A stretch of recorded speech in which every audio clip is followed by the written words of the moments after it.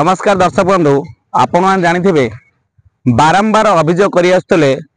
दधिबान जो ट्रस्ट जलदिया नेमाल देखिए आपण मैंने जानी जो अनियमित इलेक्ट्रिक खुंटी जो आम नूतन भाव लाइन जाता इलेक्ट्रिक खुंटी पकई जलदिया दधिबान ट्रस्ट जगह पर जो पकई सहित किसी से जलदिया ग्रामर मुदुली परिवार किसी जगह जो खुंटी पकाउते से बारंबार अभियोग कर ट्रस्टी सभ्य माने एवं ग्रामवासी वृंद माने प्रथमे अभियोग करते न शुणला पुणी सालेपुर जाइए धारणा बस्ते प्रतिश्रुति दिखाई जे आपणकर अभियोग शुणा आज से ही परिस्थिति आसी से जो ग्रामवासी माने बारंबार अभियोग करते मुदुली परिवार अभियोग करते से अभियोग क्रमे आज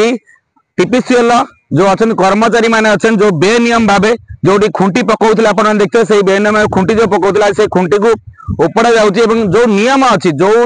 खुंटी पकया कथा सरकारी जगह पर खुंटी पकया कथा सरकारी जगह पर आज काम चालू रही सकाळु आपण माने देखिबे आमे चित्र देखाउछु सरकारी जगह पर बर्तमान से माने तांकर खुंटी पकया पे आरंभ करचंती जोटी अभियोग होइतला जे कि ए जगह सरकारंकर नुआ ए जगह मंदिर ट्रस्टी जगह पर आपण खुंटी पकैतिले जनक परिवार जगह पर खुंटी पकैतिले किंतु से नियम न मानिकी नियम विरुद्ध रे बारंबार खुंटी पकाउतिले सेति अभियोग कराइतला अभियोग न शुणला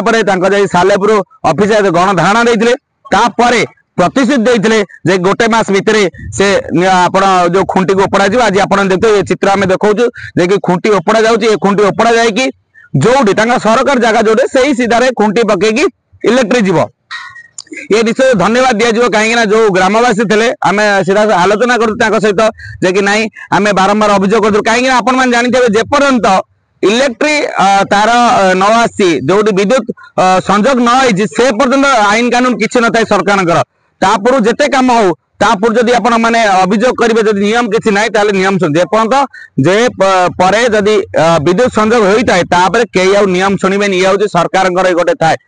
पूर्व बारंबार अभियोग करते जलदिया दधिबान जो ट्रस्टी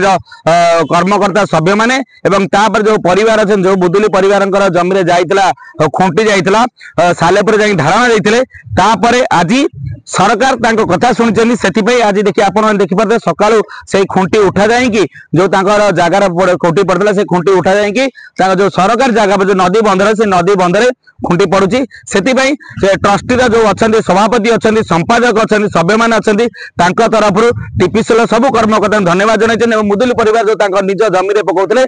तरफ समस्त धन्यवाद जनाई जे कि आपण माने नियम अनुसार काम करंतु एवं जेहेतु ग्रामवासी मान कथा शुणी से ट्रस्टी सभ्य मान कथा शुणी से दधिबान जो ट्रस्टी तरफ आप टीपीसीएल समस्त सभ्य दधिबान ट्रस्टी सभापति धन्यवाद जनाई कटक मिशन कहलु जानक महांती रिपोर्ट जीबीएम लाइव।